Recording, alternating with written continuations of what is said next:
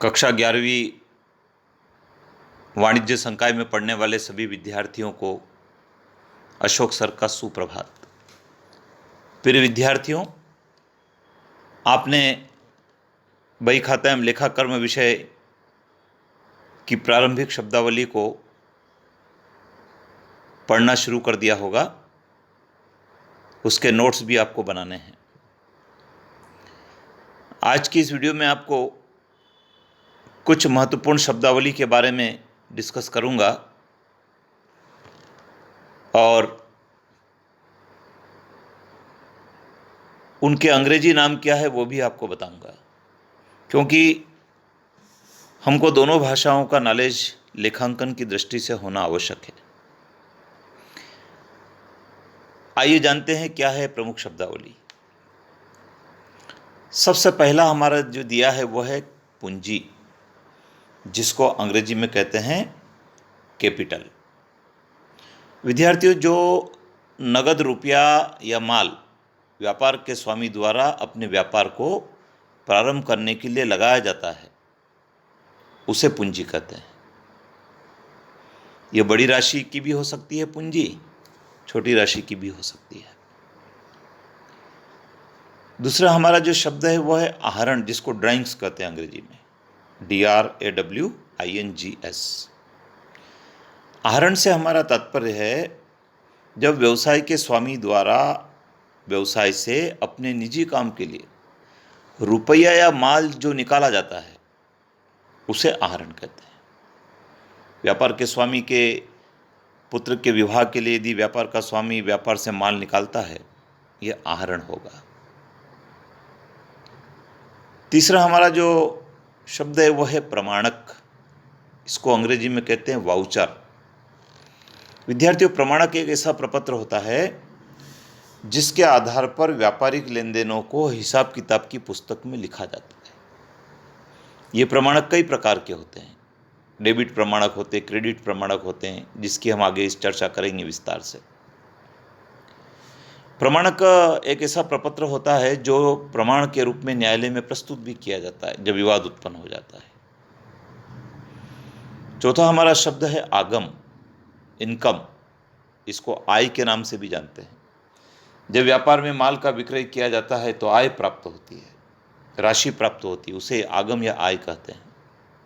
व्यय, जब किसी वस्तु का निर्माण किया जाता है, जब किसी वस्तु को बेचा जाता है, बेचने के लिए उपलब्ध कराया जाता है, तो कई सारे खर्च करना पड़ते हैं।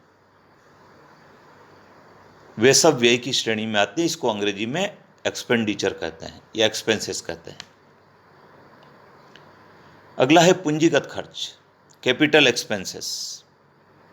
विद्यार्थियों, व्यापार में स्थायी संपत्ति को खरीदने के लिए, स्थापित करने के लिए, उसकी कार्यक्षमता को बढ़ाने के लिए जो व्यय किए जाते हैं वो पूंजीगत व्यय कहलाते हैं। और ये पूंजीगत व्यय बड़ी रकम के होते हैं। इनका लाभ कई वर्षों तक व्यापार में प्राप्त होता है। कटौती, डिस्काउंट जिसको कहते हैं, व्यापार का स्वामी अपने ग्राहक से जब कुछ रुपया कम ले लेता है उसे डिस्काउंट या कटौती कहते हैं। इसे बट्टा भी कहते हैं, छूट भी कहते हैं। और ये व्यापार का विक्रय बढ़ाने के लिए व्यापारी अपने ग्राहकों को देता है।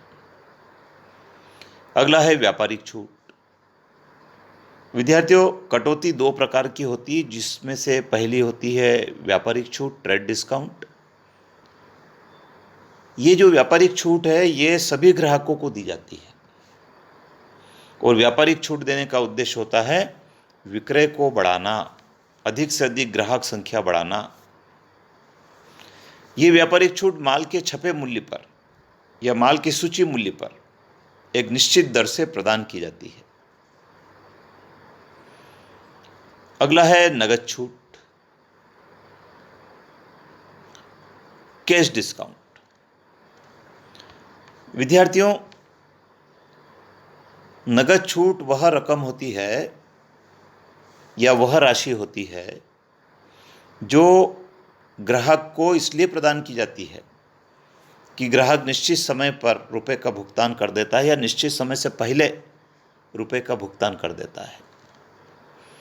यह छूट व्यापारिक छूट के अतिरिक्त दी जाती है और इस छूट को देने का उद्देश्य होता है समय पर या समय से पहले क्रेता से, ग्राहक से रुपया प्राप्त कर लेना। इस छूट का लेखा हिसाब किताब की पुस्तकों में भी किया जाता है, क्योंकि यह छूट विक्रेता अपने लाभ में से देता है। क्रय। विद्यार्थियों, व्यापार में जो माल या वस्तुएं बेचने के लिए लाई जाती है उसे क्रय कहते हैं। यदि व्यापारी अपने निजी काम के लिए कोई वस्तु व्यापार में लाता है, वो क्रय नहीं कहलाता है। क्रय का मतलब है बेचने के हिसाब से खरीदी गई वस्तुएं, निर्माण प्रक्रिया में प्रयोग में लाने के लिए क्रय की गई वस्तुएं, उनको क्रय कहते हैं, खरीद कहते हैं। तो विद्यार्थियों, 10 शब्द थे जो मैंने आपको डिस्कस किया। अगले वीडियो में मैं और नए शब्दों को शामिल करूंगा। आप लोग नोट्स बनाएं, अपने मित्रों को भी इस वीडियो को शेयर करें, और यदि आपने चैनल को सब्सक्राइब नहीं किया हो तो चैनल को आप सब्सक्राइब भी कर लीजिए, जिससे कि अगले वीडियो के संदेश आप तक पहुँचें। धन्यवाद।